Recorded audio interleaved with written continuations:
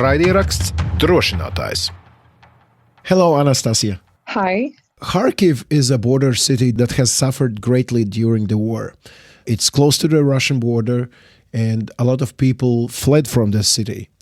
But there were some people who decided not to leave the city, but to establish a new theater. Why? Basically, the reason lies in the state of which Kharkiv was in, because during the 2023, it was the year when our theater Очерет was born.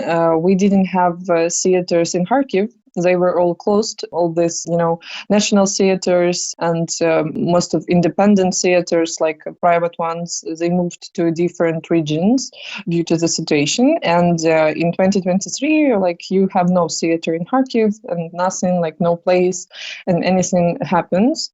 And our director had an idea that art, it should survive through such times, and he gathered some people for the trainings, and he was surprised by the amount of people who came. They advertised a little class related to being an actor, and a lot of people came, and a lot of people were in a concentrated state, and being in concentrated state is highly important as a part of becoming an actor. And director was surprised because it was unexpected thing that everything is so stressful around the city, we have bomb shelling and blah blah blah, but people come and gather together to just have some training, some physical activity related to the art. And that's why the idea hatched, to start a little private theater where people can do together some trainings and further develop as a theater. And for me it was also surprising because I saw this advertisement and I joined it, and it was kind of a big casting, a lot of people came, and it was fascinating because before we had no kind of events in Kharkiv, and now you see the gathering of people who wanna build a theater together. And for me it was kind of an inspiration, and that's why I joined. And we had been doing trainings and setting our first play. It's called Arabeski. It was written by Ukrainian author Mykola Khulevy. And after half a year, I decided to help to manage these processes. And now we have our theater Очерет. Tell me a bit more about Очерет. What sort of a theater is it? How large is it? How many people are involved? What kind of plays you play? Yeah. So in the beginning, theater Очерет, it was more a group of inspired people who wanted to bring theater back to Kharkiv. But then we started to grow a little. During the first period, let it call the first year, we faced a lot of problems. It was 2023, as I mentioned, and we had big electricity cuts-off problems. So you end up having your acting training in a building without heating, sometimes without electricity during winter, which kind of is a rough situation. And then it was during the period when I decided to help to manage this project. We didn't have our first live performance, and then we had this Arabeski play. We did it with the help of a small independent theater. It's called Nafta. They're also in Kharkiv, and they returned back half a year after we were founded, and they helped us with the building. And it was a magical moment for us because we had a big electricity cutoff one evening before the premiere, and we thought that nobody would come, no people, audience, and also actors couldn't get to this building. And surprising part was that every actor came despite the high distance. When you don't have electricity, and after the bomb shelling, it's hard to call a taxi to get somewhere, but they did. And even more surprising was that the audience came, almost everybody, and we had on a small electricity generator our performance, and it was kind of magical and very inspiring. And after that, we decided that maybe theater now was needed if people can get there even during the really kind of scary periods. And we decided to have a casting for a second troupe. Like we have two groups in a theater. First was like when the theater was created, I also joined there, and then we had the casting for a second one. So now we have two groups of actors, and it's with the management team, like the main director, we have a second director, and this artistic head. We have around 30 people, which is kind of surprising for me, as it's kind of a volunteering initiative. We, like, all money which we gathered, like, firstly we were given to the armed forces of Ukraine, and then when we had our own a small our room for like a new theater, like the one which we are repairing now, we are collecting money for the renovation. So yes, we kind of like a big ambition project with almost 30 people involved, which is kind of still surprised me, like that in Kharkiv on volunteer like base we can gather that much people who truly believe things possible. One could imagine that during wartime, the main function of a theater could be one of these two, either to entertain people, to give them a moment not to think about the war going on around them, or exactly the opposite, to put the war at the epicenter of the performances, thus documenting what is happening. So what is the case of Очерет theater? Actually,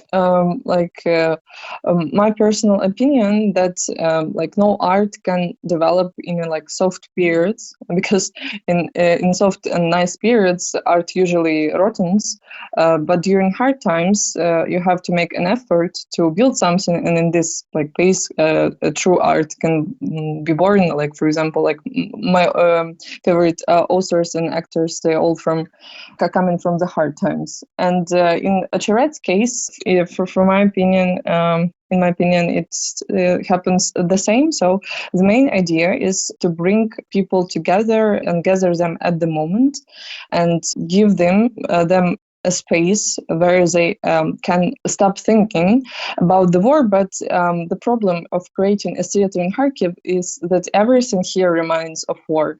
You can have, like we are having the performances now, and during play you have this air raid alert, and like you have to go to the bomb shelter like to stop the performance and like gather people in a bomb shelter. So in Kharkiv, I would definitely say that it's more about like getting people in some specific place at specific time and give them some space to have some new reality like inside the performance. But in Kharkiv, it's like impossible. It's like two things combined. It's always about art during the war, but it's also about like the art of being at the moment and together. During like kind of our, maybe it was forced performance, my friend, she came to me after the performance, and she said that she hasn't been to theater for like duration of since the Russian invasion. And she thanked me because it was like very first 2 hours of not thinking about the war. And I was kind of like touched when she said that. So in case of theater Очерет, it's both things combined, because we aimed at creating space, but also everything there reminds of war. If you could look at your current repertoire of plays, could you just give me some insight of what plays you play at the moment, and how often do you play? The surprising part for me is, as it's a like independent theater, like built, from scratch. We do have a repertoire, and now we have 5 plays, and some of our actors, they are studying to become a director, so they have the little like plays built inside of our theater. But we have like the main repertoire, and it has a variety of different materials. The very first one, as I mentioned, it was Arabesque written by Mykola Khviliovy. Mykola Khviliovy is a very important figure in Ukrainian liturgy. He was he shot himself in the end of his life due to Soviet people grabbing and shooting his friends. He was a part of cultural formation in Ukraine. And it was a very important play for him because it was his very last novel. And then we are touching the part of Ukrainian classical liturgy. Also, the main director, he writes plays. So he's a drama writer as well as a director. And the important part of our theater is to let local artists speak. So we have two performances written completely by him. The first one, it's called, I should Google the translation, but it's like a blooming. So we have two plays written completely by him. Also, we have a play written by a soldier, especially for our theater. It's about, usually the war performances related to war, they are from the frontman's position of view. In this play, it's called Babanki, which can be translated as girlies. It's about the girls who are waiting for their husbands, for their boyfriends to return from the war, and they are just existing in the city during the electricity cuts off. It's kind of a tragic comedy. The soldier, he has written this play specifically for our theater, and we perform this. In this play, we have a shadow theater. So we kind of try to combine different styles. And our second group of actors, they have, it's called Eternal Nobody. It's about the perspective, from the Second World War and current war, we have different stories. And it's about the main character who survived the World War II, and her story is the center. And we have a lot of stories of people from these two different periods in one row, which creates kind of complex view on the similarities of people struggling at war and some good things which they face, some humanity and blah blah. So we have a really wide variety, and we have now in the progress play related to Egypt mythology, and I can say that our set of plays is kind of really a range variety, big variety. I know that Очерет Theatre hired the actors through an advertisements. So is this a really genuine amateur theater, or do you have some professional actors or directors and other professions involved? Could you talk about that? Yeah, here comes the most surprising part for me as a head of the theater, that everybody in the theater is participating on a volunteer base. They don't get paid for it. They try to work just to create this theater, and we work together on the repairment and other things. We have people who joined and had trainings from our director and artistic lead, but also we have actors who have diplomas and who are professional ones, which joined our theater at the same level of involvement as an amateur theater, if you can say so. Our director believes that we don't have such a concept of amateur theater. It's always about how a person can work and about the effort put into the play. We actually called a natural theater Очерет, and the natural part comes that everything should be natural and from heart. So for me especially, there is kind of not a big difference between a professional actor who participates in our theater and an amateur one, because the idea which we try to implement is dependent more about the inner possibility of a person.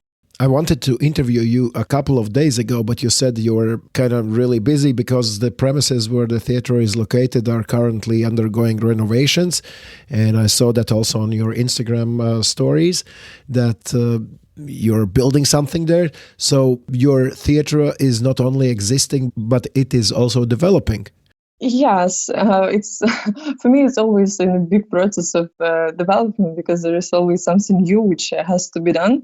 And 1 year ago, we joined Cultural Center Druk. It's like a new initiative. They started like during the Russian invasion, which was surprising as well. And they have a big 3 levels building. It's an old one. It's old printing office, which was built in 1898, so it's kind of really old one. And the idea there is that they have a lot of rooms. It's a really big place, and some rooms are given to local artistic initiatives, and they like renovate it on their own or like with the help of this center, and they like want to have a lot of artists in one big building. So this cultural center Druk, it's always about like some renovation, because when somebody goes in, they start to renovate their places. And in our specific case, we have a kind of really big place. It's like for a theater, it's 150 square meters, and it needed a huge renovation. The cultural center helped us with the renovation of the windows, and we had to do like kind of the rest of it. So like we started renovation 1 year ago. We provided like electricity there. We were like hitting the walls with like basic equipment. The problem there was that we were doing everything like our part of repairment on our own, and actors, director, artistic like head of the theater, everybody was included. And it was kind of like a magic period and also tiring one, because we had a lot of like dust from these walls. And it was like the first part of repairment. We did it for like 3 months. And then we like couldn't help us, and we started to play in this place. And it had, this kind of like a gray floor, which had kind of like a little bit of dust. And we went to a local crowdfunding platform. It's called Moje Misto, and they had kind of like, a competition when you have to tell about your project and like prepare like some idea, and you compete with other like local initiatives to get like fundraising. And we won, and we got money for a renovation. And now we are in the process of building a wooden floor in the theater, and everything we do is done by our actors, director, and me included. And due to the fact that building a floor is kind of really technological and hard process, I had to ask my granddad, who's like a professional constructor, but he's retired. And I said like, hey granddad, do you want to please, I know that you are retired, but I have one more project for you. And yes, my granddad together with our actors, we were building the wooden floor, which is kind of like magical, because in this repairment, everybody is involved, grandparents, parents, boyfriends, friends, and it's tiring, but it's also a wonderful period. You mentioned crowdfunding. I imagine it's kind of tricky to ask for money for a theater while your friends, relatives in armed forces are fighting for the survival of Ukraine as a country. Could you talk about that issue? How you can explain why a theater needs the money when also the army needs the money, of course, as well? I can speak from a position like my husband is in armed forces as well as my dad. So I'm kind of like highly related to this topic. And about crowdfunding platform, it's mostly it's local businesses who decide to support local initiatives. And like it's a big website. When you donate, they even have a text written like, please donate to armed forces, and donate only if you like have some spare money after you donate it on like armed forces. And most of the cases, it's about like local businesses supporting local like artists. For me, it's also a hard topic because, of course, I do agree that armed forces, it's like the first top position which should be supported. Like even like if we don't have money support, we will try to do something on our own.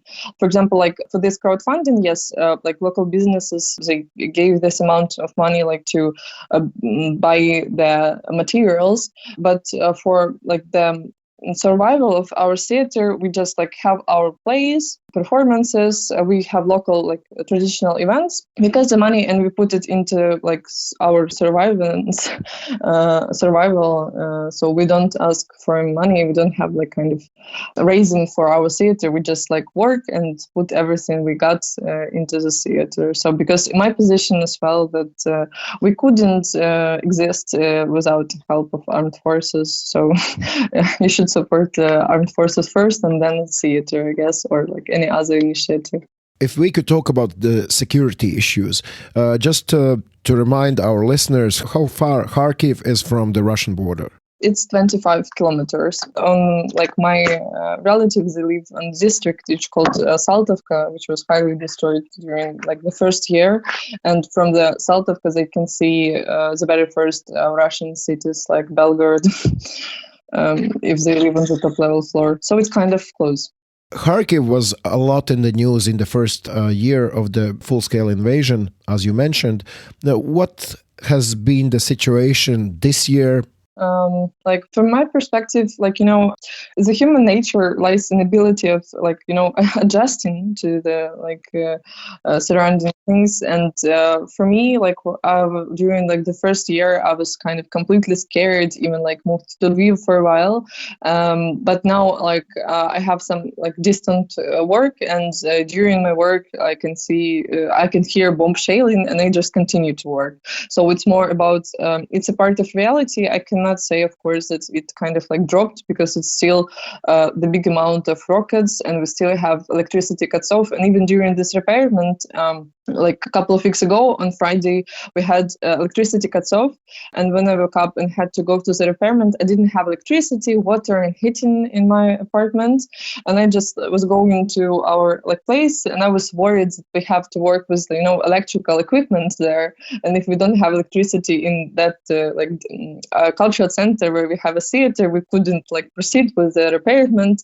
But actually, like that district was turned on, and we had electricity. So it's more about, you know, living in a state of constant stress, I guess, which you adjusted to. And bomb shelling is still like the same problem. We even had some cases of FPV drones near into the Kharkiv is kind of like, you know, disturbing. But we just adjust to live in such situations. It's sometimes kind of scary, like because I have a regular online meeting with my team, like related to the work and another my work, and like, you know, they live in countries where they don't have a bomb shelling, and I during the calls have it, and it's kind of always weird, like, you know, sorry, I have to drop for a couple of minutes and go to the corridor, and then I will join. So it's kind of this state. So no, the amount is the same, and it is kind of like tragic, but people can live in any condition if they want to. But I imagine that the Russians are following what's happening in Kharkiv, and just help me understand the safety procedures and the way how you look at it. It's a kind of like, it's a sensitive topic, like to everybody who tries to organize some event in Kharkiv. And like from our government, we have like a rule that if we gather more than 50 people, it should be talked with the local military military government part, like, you know, part of the government military in district. So yeah, if we gather like this big amount of people, we have to rely everything with this government part, like to have a procedure of like a safety process. And also our cultural center, it has a certificated shelter in the basement. and we are on the like first floor. And usually when we have performances and we have, air alert, like that we have like upcoming bomb shelling, we just stop our play and suggest to the audience, hey, like we have a little problem, air alert, and we should proceed and go together to the shelter. So we wait there, and then we go back and continue. And you mentioned the cultural center Druk, of which you are part of. What sort of other cultural initiatives are taking place in Druk, if you could talk about that? Well, first of all, I'm a big fan of this initiative, not only because they let us to have a place for our theaters there, but also they have a really good initiative of inviting these different artists in one place and gathering them together. We have on the first floor, we have renovation department. They are the guys who restore old windows, old buildings, and it's so fascinating. They have their small room, and they do renovations for our windows as well, and they repair from the from the inside of the sculpture center. They repair it and other buildings, and also they have an initiative of restoring and conserving the buildings which are old one but were destroyed by Russian rockets, and they kind of conserve it and take the parts and restore it in their room. Also, we have a very nice artist who works with clay, this clay plates, cups, and other things. And she's a true artist, so she does not only cups and plates, but other things. We have on the second floor, we have a gallery. So there we have some small concerts. Also, the artists having their projects placed in the gallery. We have a photo studio. And in a shelter, it's the certificate shelter, but it also functions as a co-working space, as well as a gallery, as well as they have also some big room for some concerts. We also had a play there before we got our place repaired.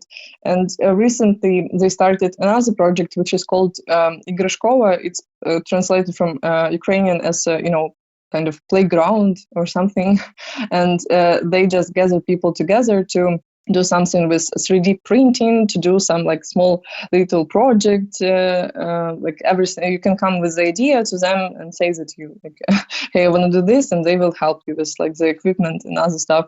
So it has a big variety of initiatives, and there in the future I think there would be more. We also have a rave initiative, electronic music department in this cultural center, and they also are gathering people to listen to electronic music, which is kind of nice. My foreign friends who visit me, they always surprised, do you have music in Kharkiv, right?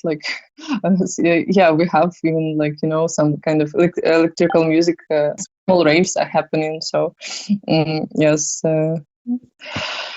So we have a variety in this cultural center. So I adore this initiative for having that much nice neighbors at the same time. You raised a good point that people who are not in Ukraine are sort of surprised if they hear, oh, we have raves, we have open cafes or restaurants, we have theatre plays going on, some concerts. Could you just one more time explain to those who are not in Ukraine how to react to these sort of stories when they hear? Yeah, I got your point. War and bomb shelling, it's not something that is adequate, and that because before that we had normal lives, everything was as in other countries, but everything changed since then. And the first year of this was the hardest for me personally, because I couldn't just understand why this happening, and I was asking myself all the time. And we had a kind of 1 year big, I can say, lockdown for everybody, because everybody stayed at home because they were basically stressed, scared, stressed, and the news, everything was something that we couldn't adjust to.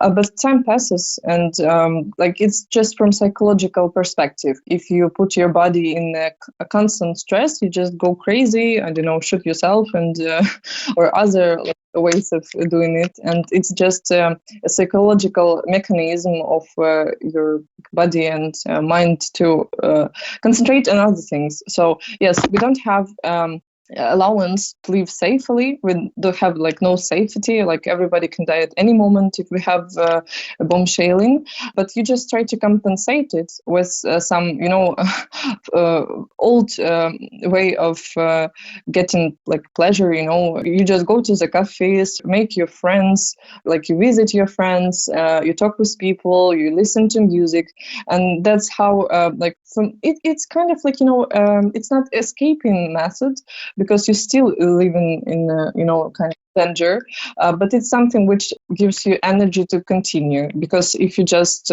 sit in your own apartment here, like bomb shelling, it can drive you crazy. So I think that living a normal life in unnormal situations helps people to stay sane for a while, because there is no other way.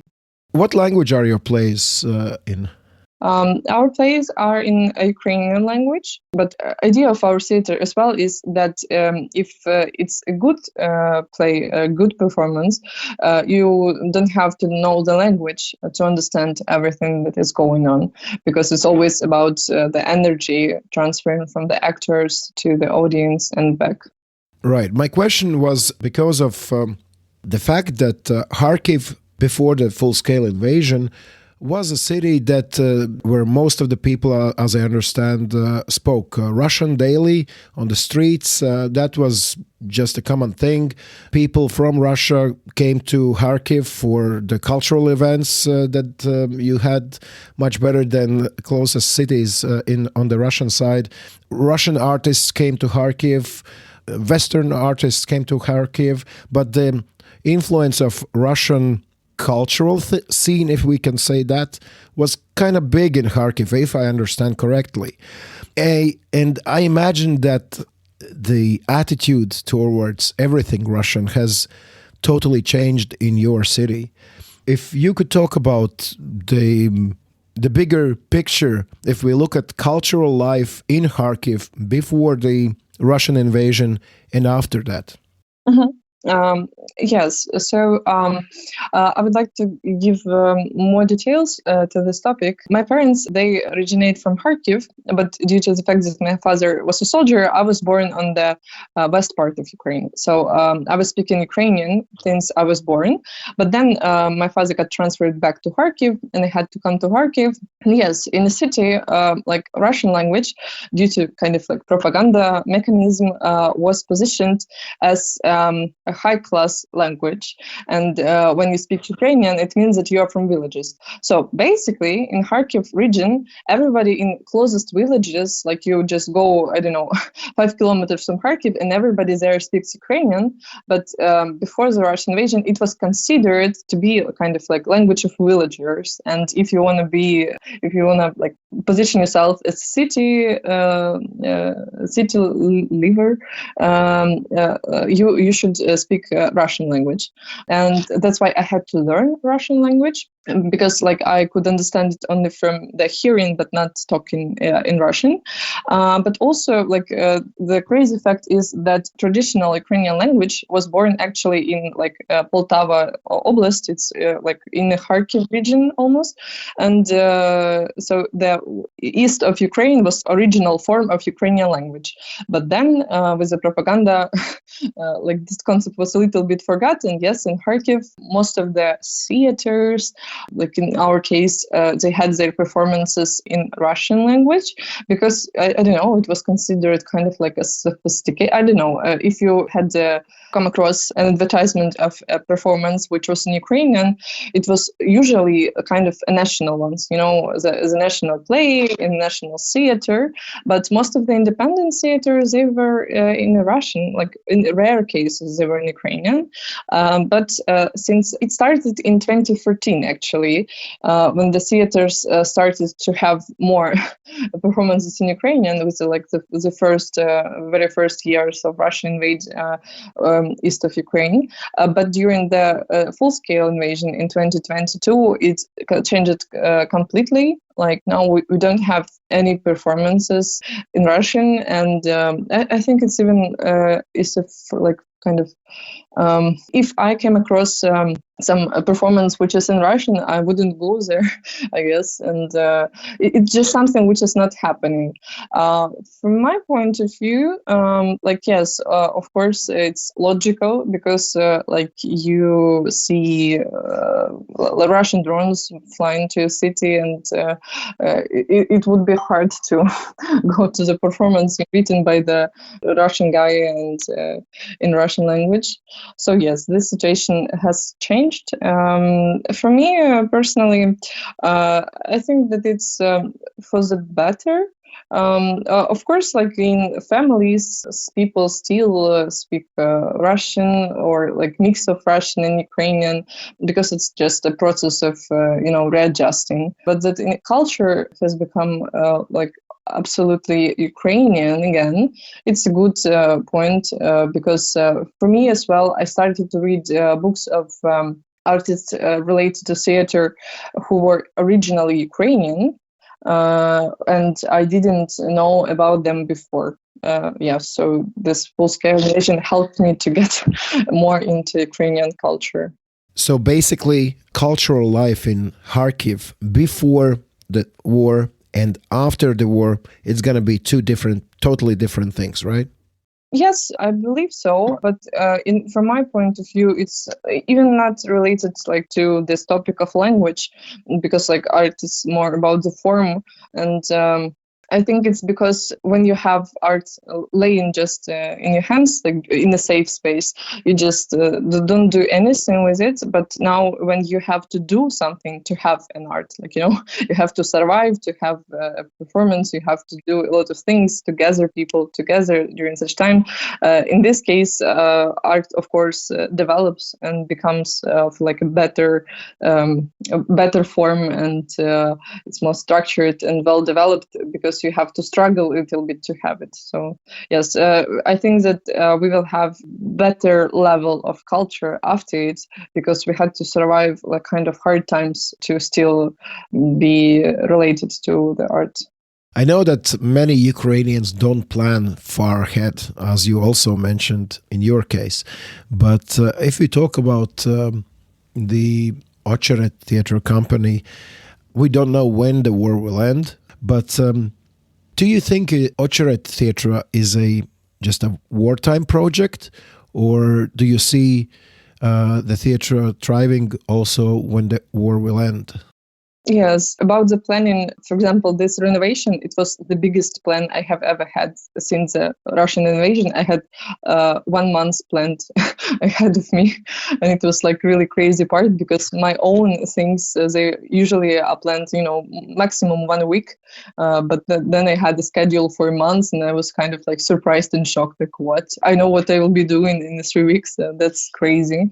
And I don't think that Очерет is just a war, still when the war is in progress, Очерет is leaving. No, it's just it was the reason, to get people together, and that we didn't have a theater, so we started it. And I think that this energy which we create together, with our team, actors, audience, other project initiatives which are related to us, it's something that cannot be faded that easy. And of course, I have some distant things that I want to do this, I want to do this, I want to have this collaboration in theater. And some part of me believes that this project will live, a lot of years, and I try to hope that it will last that long. But it's definitely not war related.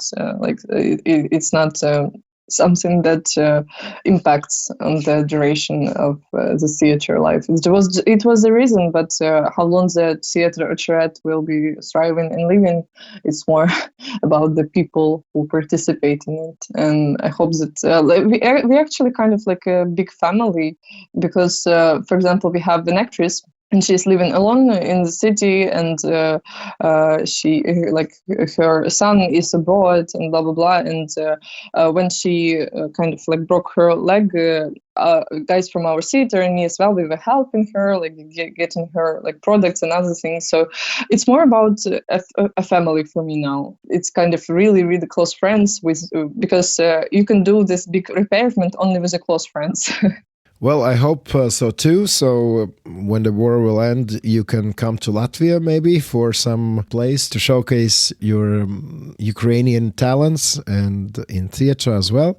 So thank you so much for talking to me. Is there maybe something that I haven't asked and you would like to tell?